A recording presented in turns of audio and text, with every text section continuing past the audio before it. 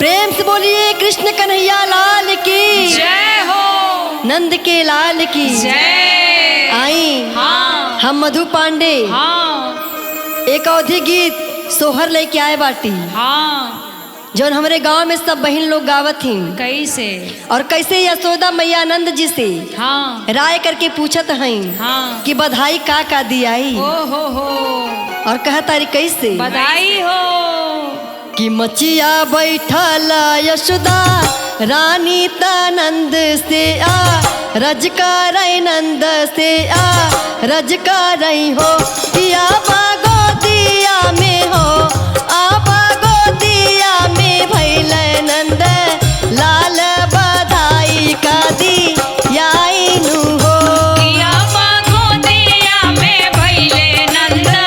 लाल बधाई का दियाइनु हो किया गोदिया में भैले नंद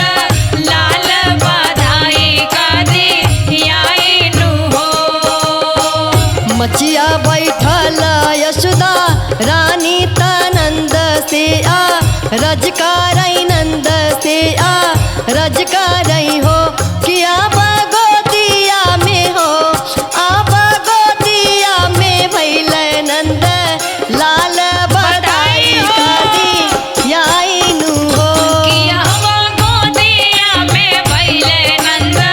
लाल बधाई का दियाइनु हो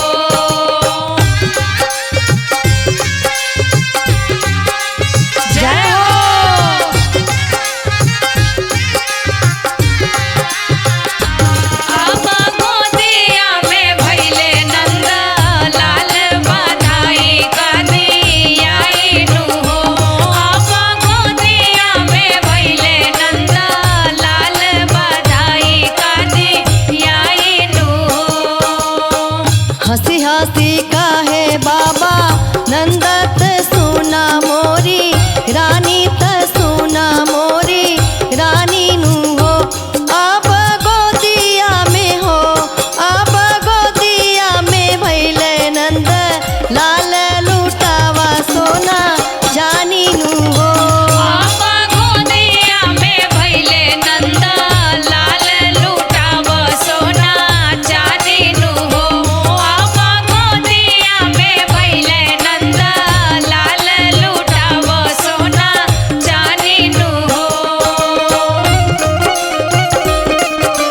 बधाई हो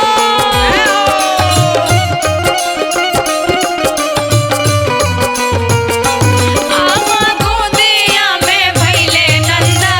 लाल लुटाव सोना चांदीनु हो आबा गोदिया में भैले नंद लाल लुटाव सोना चांदीनु हो यशोदा जी पगिरे पी यरिया